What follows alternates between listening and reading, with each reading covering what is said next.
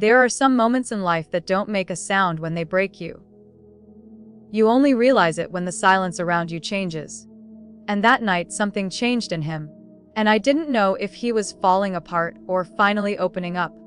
I never thought I would be sitting alone in the kitchen early in the morning, sipping coffee that had already turned warm and tasteless, staring at the bright screen of my phone as I reread a text message from my son again and again. It was a short message, nothing dramatic, but somehow it hit me with a force I wasn't expecting. "Mom, can we talk? I need help. It's about my first time." At first, the message puzzled me.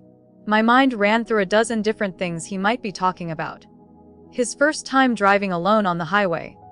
His first time doing paperwork. His first time actually cooking a full meal instead of heating noodles. But after a moment, the meaning behind the words settled in, heavy and clear, and I instantly understood what he meant. And that understanding pulled me straight back to when I was his age. Anxious, unsure, scared of saying the wrong thing, and even more scared of being judged. I placed my mug on the table and took a calm breath before replying. "Of course, sweetheart, I'm here. Come talk to me." Tyler had turned 18 just 2 months earlier. He was my only child, and ever since his father and I separated when he was 10, it had been the two of us facing the world together. Our bond had grown stronger over the years, built on honesty, patience, and countless conversations about life. I always wanted him to feel safe coming to me about anything, but this felt deeper. This felt like a kind of trust that carried weight we had never stepped into before. About 20 minutes later, I heard the front door open. Tyler walked in with his hoodie pulled over his head, hands buried in his pockets, moving with the restless energy of someone who wanted to disappear and be seen at the same time. For a moment, he looked like the timid little boy he used to be, the one who would hide behind my legs at family gatherings. I sat on the living room couch waiting for him, and when he finally sat across from me, the air between us felt thick, like a quiet fog. "I don't even know where to start," he muttered, eyes fixed on the floor like he hoped it would swallow him. "You already started," I said gently, "and I'm proud of you. Talking about it is the hardest part." He hesitated, fingers twisting in his sleeves, and then everything spilled out of him in one long breath. "I think I'm ready to, be with someone. But I'm scared I'll mess everything up. I've never done anything like that before, and I don't want it to go wrong. And I don't really have anyone else to talk to." The words came fast, shaky, and full of honesty. When he finished, he looked like he wished he had never opened his mouth at all. I didn't rush to answer. I let the silence sit for a few seconds so he could breathe, so he could see that I wasn't shocked, angry, or uncomfortable. "Well," I said softly, choosing my words with care. "First of all, I'm glad you trusted me with this. It takes real courage to ask for help. And I'm not here to make anything strange or embarrassing. I just want you to feel safe, informed, and respected in whatever choices you make." He let out a shaky sigh, like he'd been holding it inside for days. "I want it to mean something," he said quietly. "And I don't want to feel like I'm doing something wrong. There's so much pressure, and the way people talk about it online makes it seem fake or like some kind of competition. I don't want that." That's when I understood what he really needed. He didn't want instructions or some kind of step-by-step explanation about anything physical. What he needed was reassurance, guidance, and emotional clarity. The kind of direction you can't get from friends joking around or from the internet pretending it knows everything. He needed someone who cared about him to talk about the human side of things, the side that mattered. So we sat there for the next hour talking about relationships, respect, trust, boundaries, communication, and how real connection happens. I told him that the first time isn't some magical mark of adulthood. It's simply a moment where you try to understand another person's feelings while also understanding your own. We talked about consent, comfort, checking in, and making decisions that weren't rushed or influenced by pressure. He asked questions and I answered with honesty, not in a cold or technical way, but like a parent who wanted him to step into the world with confidence instead of confusion. Then, he asked something that surprised me. "Would it be weird if I practiced how to talk about it? Like with you?" I looked at him. "You mean practicing what to say so you don't freeze up?" He nodded quickly, almost embarrassed. Not the actual stuff. Just talking. Like how to ask someone about comfort, boundaries, or how they feel. I don't want to get nervous and say something dumb. That's fine, I said with a small smile. Talking is something we can practice. So we did. We ran through different situations. How to ask someone what they're comfortable with. How to make sure they feel safe. How to handle awkward moments without panicking. And how to speak honestly without feeling ashamed. It felt unusual at first, almost stiff, but after a while the tension faded. He even laughed once or twice when he stumbled over his own words. By the time we finished, he said he finally felt like he understood how emotional connection actually worked. Over the next few days, Tyler acted different, not in a strange way, but in a thoughtful way. He seemed more aware of himself and of others. More patient, more steady. He came home one afternoon with a look I recognized instantly. I talked to Emma today, he said, like real talking, about feelings and stuff. And she didn't freak out. I smiled. That's because you're learning to be honest. And honesty is rare. A week later, he came into my bedroom late at night holding a small box in his hand. He looked nervous but determined. I got these, he said, showing me a box of protection. Not because I'm planning anything soon. I just want to be responsible for when it does happen. I took the box, nodded, and gave it back. That's smart. Being ready isn't just about your emotions, it's about your actions too. That shows real maturity. He smiled, relief on his face. Thanks, Mom. I don't think I could have talked to anyone else about this. The next weekend, I happened to overhear him on the phone. I didn't listen on purpose, but I caught enough to know he was being gentle, respectful, and clear. He talked about boundaries. He asked if she felt comfortable. He explained his own feelings without pressure. He was careful, kind, and sincere. Everything I hoped he would become. Later that night he came by my room to say goodnight. Instead of giving me his usual quick half hug, he wrapped his arms around me in a way he hadn't done since he was little. A real hug. The kind that says thank you without needing any sound. That night, I lay awake for a while. Not from worry, but from the quiet understanding that I had just watched my son take one of his first real steps into adulthood. And it didn't happen through secrecy, rebellion, or mistakes. It happened through trust, communication, and courage. A few weeks later, he came home with a bright smile on his face. I think I'm falling for her, he said. And I think she feels the same. And how does that make you feel? I asked. Good, he said. Like I can talk to her about anything. It's not really about the physical stuff. It's more like I can be myself around her. That was when I realized that the conversation he thought would be about his first time had turned into something deeper. It had become a moment that shaped him, not as a boy stepping into something new, but as a young man learning how to be emotionally open, responsible, and caring. And it made me understand that being a parent isn't just about protecting your child from the world. It's also about helping them understand themselves in a world that often confuses, pressures, and scares them. It's about being the safe place they can come back to when everything else feels uncertain. So no, I didn't laugh. I didn't shy away. I didn't make it uncomfortable. I listened. I guided. I stood with him through the moment he needed me most. And through that moment, I showed him that real love, the kind that lasts, is built not on fear or shame but on trust, support, and understanding. If I had reacted with discomfort, he might have stayed silent. He might have looked for answers in places that didn't have his best interests at heart. But instead, we created a memory that strengthened our bond in a way I will always hold close. And honestly, I wouldn't change a single thing. In the days that followed, things seemed calmer in the house, almost softer, as if the weight that had been sitting on Tyler's shoulders had finally eased. He walked around with a quiet kind of confidence, not loud or showy, but steady. There were moments when I'd catch him smiling at his phone, or sitting outside on the porch lost in thought, tapping his foot lightly like he was replaying conversations in his head. I didn't ask. I didn't want to break the calm he's building inside himself. One evening, while I was folding laundry in the living room, he walked in and sat on the edge of the couch, pulling his sleeves down the way he always did when he was thinking about something serious. Mom, he said carefully, can I ask you something else? I put the laundry aside. Of course. What's on your mind? He took a slow breath. How do you know when someone actually cares about you? Not just likes you, but cares. That question held a weight I recognized.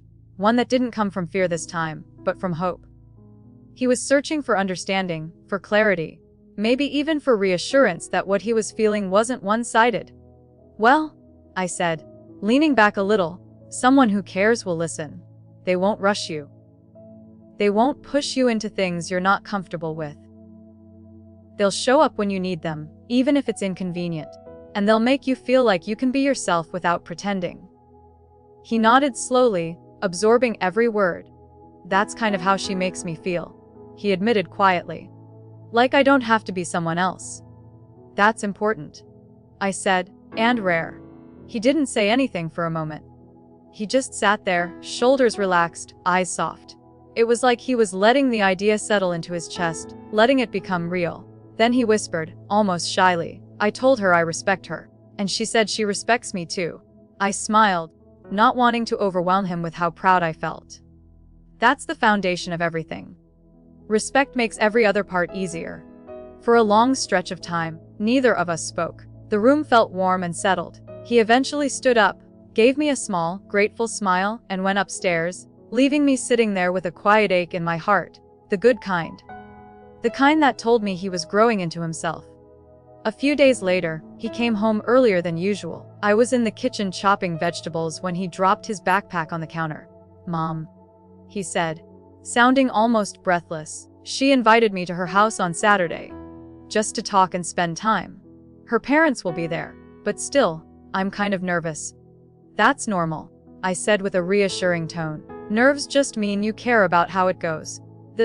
What if I say something stupid? He asked, running a hand through his hair. You won't? I said. And even if you do, people who care won't hold it against you. He breathed out, his shoulders easing. I guess. I just don't want to ruin anything. You won't ruin something that's real, I said gently. Real connections don't fall apart over a single awkward moment. Saturday came faster than he expected. He tried on 3 shirts before settling on one. He kept checking himself in the mirror, fixing his hair, then undoing it and fixing it again. I didn't tease him. I remembered that feeling. The mixture of fear and excitement, of wanting everything to go perfectly without knowing what perfect even meant. When he finally walked out the door, he paused. Wish me luck. You don't need luck, I said with a soft smile. Just be yourself. Hours passed. The house felt strangely quiet without him. I kept checking the time, wondering how it was going. Not worried, just curious. When he finally walked back through the front door, his face said everything before he even opened his mouth. It went really well, he said, his voice calm in a way that didn't match the big smile stretching across his face. We talked about everything. Not just feelings, life, family, school, fears, goals. It felt real. That's how you know you're building something strong, I said. He set his phone on the table and sat down, almost sinking into the chair like the day had drained him in a good way.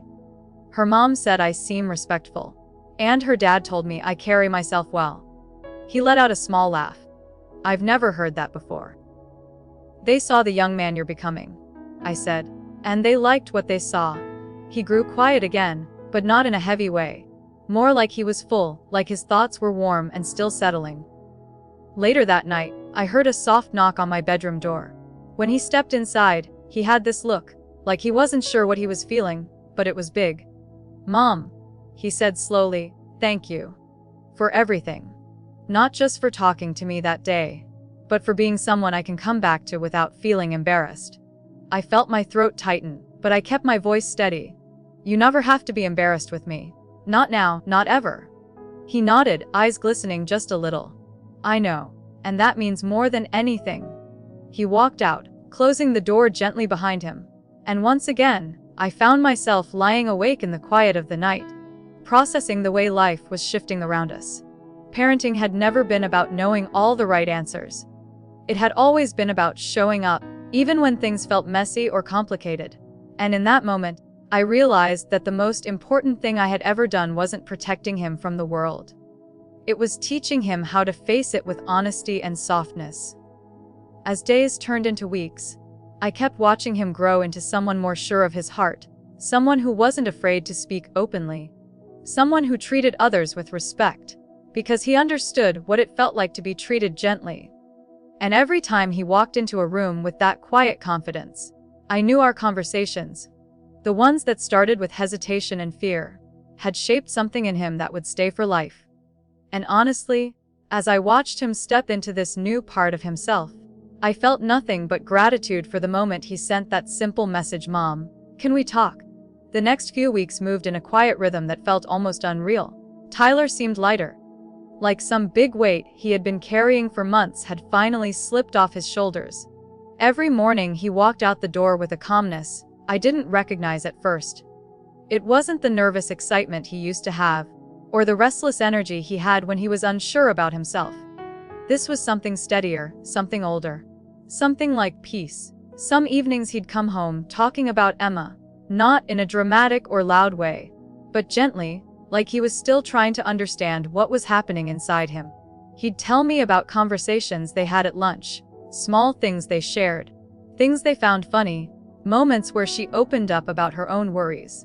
And every time he spoke about her, there was this softness in his voice, the kind that only appears when someone begins to truly care. One night, after I finished washing the dishes, he wandered into the kitchen with his hands in his pockets, leaning against the wall like he was searching for the right moment to say something. "Mom," he said, "do you ever get scared when you really like someone?"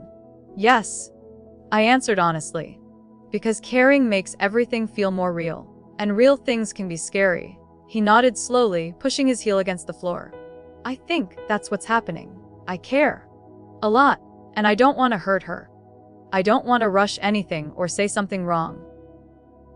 "That fear means you're thinking," I said, "and thinking means you're being responsible." "But what if she changes her mind about me?" he asked quietly.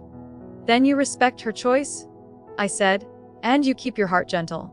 But most of the time, when something is real, people don't just walk away." He let out a shaky breath, like he'd been holding those thoughts inside all day.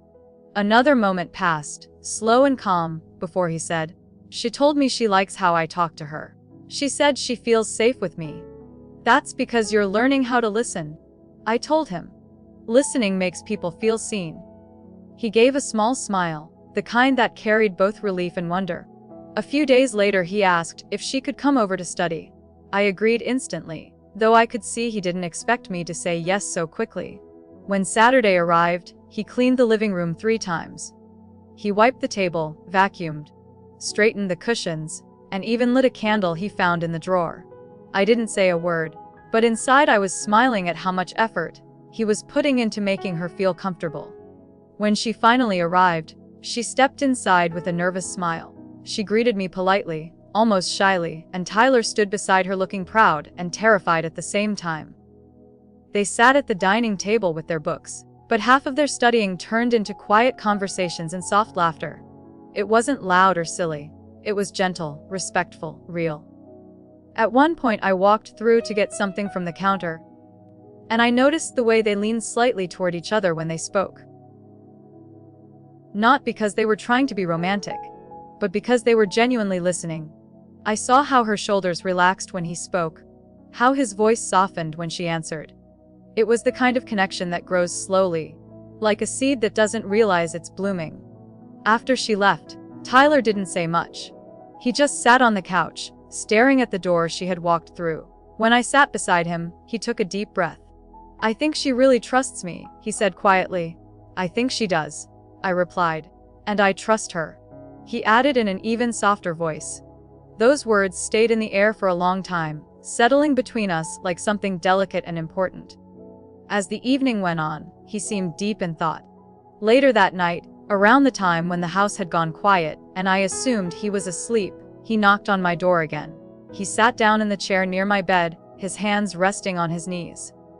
"I didn't know relationships could feel like this," he said in a low voice. "I always thought it was supposed to be confusing or dramatic or stressful. But this feels calm. It feels honest." "Good relationships feel like that?" I said. "They give you space to grow." He nodded slowly, staring down at his fingers. "I don't want to lose that," he whispered. You won't, I said. Just keep being real with her. Keep being thoughtful. Keep communicating. He swallowed gently, then gave me a small, grateful smile. The kind he used to give me when he was younger, after a long day, when he needed reassurance that he wasn't alone.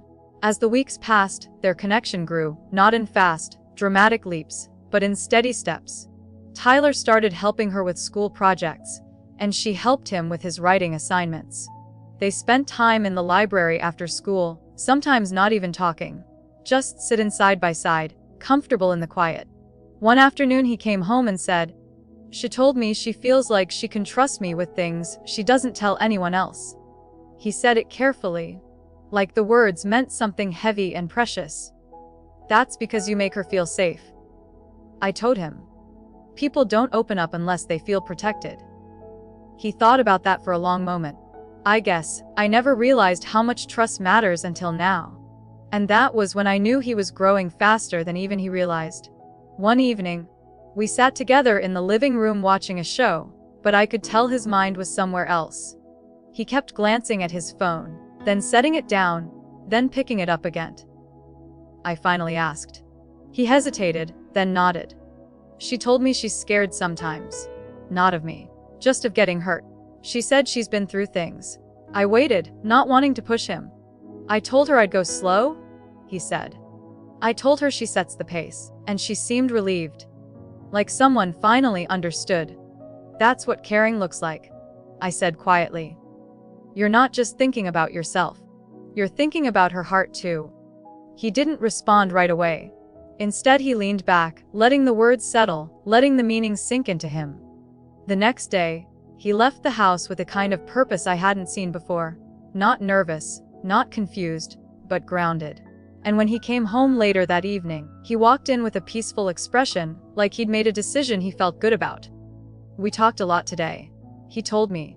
"About expectations, fears, boundaries, everything. And it felt right. Like we understand each other. That's what real connection is," I said. And as he went upstairs, I realized something that made my chest ache with both pride and tenderness. He wasn't just learning how to be in a relationship. He was learning who he was becoming, not because I told him who to be, but because he trusted himself enough to grow. And honestly, watching that growth happen was one of the most beautiful things I'd ever seen. He sat there without saying a word for a long moment, his eyes fixed on the floor as if the answers were hidden somewhere in the lines of the old wooden boards. The room felt still, almost too still, like everything around us was waiting for him to speak first. Even the faint sound of the wind outside the window seemed to grow quiet, as if giving him time to breathe. When he finally lifted his head, his voice didn't come out strong. It came out soft, cracked at the edges, like someone trying to hold themselves together, even when something heavy inside them was breaking quietly. "I don't know how to explain it," he said. "It's like I'm scared of something I can't describe. I don't even know what I'm supposed to feel anymore. One moment I think I'm fine, and in the next moment everything inside me twists." I stayed calm, letting him talk at his own pace. I didn't push him. I didn't hurry him. Sometimes people open up only when they feel like they're not being forced into anything. I could see the small tremble in his fingers, the way he kept rubbing his palms together as if trying to warm something that wasn't cold. "You don't have to explain perfectly," I said gently. "Just say what your heart is telling you, even if it sounds messy. Messy is okay." He looked at me with tired eyes, but there was a small shine there, like he finally believed he didn't have to hide every confused thought he carried. "It's like every time I think I'm moving forward, something pulls me back. Not something outside. I keep remembering things I don't want to remember. I keep feeling things that scare me. It feels wrong to even think them. I feel guilty for things I shouldn't feel guilty about." He exhaled sharply, as if releasing something he'd held in for too long. "And I hate that I can't control it." I nodded slowly, letting his words settle between us. The space around us didn't feel empty anymore, it felt full, full of things he had kept buried. "You're human," I said softly. "And humans don't control everything inside them. You're allowed to feel confused. You're allowed to feel lost. Feeling things doesn't make you wrong." Acting on something harmful would be wrong, yes. But feelings, they don't make you a bad person. They make you real. He looked down again, but this time he wasn't hiding. He was thinking. It still scares me? He whispered. It scares me how strong some emotions get. That's because you're growing, I said. Real growth isn't neat. It's loud inside your mind. It shakes things. It makes you question yourself. But that's how you find who you are. The wind pushed lightly against the window, making a soft tapping sound. It felt like the world outside was reminding us that life keeps moving, even when someone feels stuck. He leaned back, breathing slowly, as if his chest finally had more room. I keep wondering, he said quietly. What if I become someone I don't want to become? You won't, I said. Because the fact that you worry about that already shows you care. People who fear becoming the wrong version of themselves are usually the ones who stay careful with their actions. Your heart, it's loud right now, but it's not lost. He swallowed, his throat tightening a little. His next words came out almost like a confession. Sometimes I wish I could erase everything and start with a clean mind. No confusion. No pressure. No feelings fighting each other. His voice softened. That would make everything easier. Maybe easier, I said, but emptier. Your mind is loud because you feel deeply. Deep feeling can hurt, yes, but it also means you notice things others don't. You care more than you admit. You think more than you show. That's not something to erase. That's something to understand. For a moment, he didn't answer. He just stared at his hands, as if seeing a different version of himself in them. You think I'll be okay? He asked, not sounding like someone seeking reassurance, more like someone hoping it might be true. I know you will, I said softly. Not because you're strong all the time, but because you allow yourself to break a little without giving up. You speak when it hurts. That's rare and powerful. He blinked slowly, the tension in his shoulders loosening bit by bit. The room felt warmer, like something heavy had shifted out of the way, even if only a little. Can I ask you something? He said. You can ask me anything. He hesitated for a heartbeat, then another. Then finally, what if the emotions I'm scared of come back again? What if they don't stop? Then we face them again, I said. And again if needed. You don't face your feelings once in your life. You face them many times. That's how people grow wiser. That's how they learn their own shape. He breathed in slowly, as if those words settled somewhere deep. Okay, he whispered. Okay. His voice was steadier now, not strong, but not breaking either. A quiet strength, the kind that grows slowly. The room didn't feel heavy anymore. It felt honest. And he finally looked at me with a softness he hadn't shown since the conversation began. I'm glad you're here, he said quietly. I don't think I could have said any of this to anyone else. I gave a small smile, gentle and warm. You don't have to face your storms alone, I said. Not ever.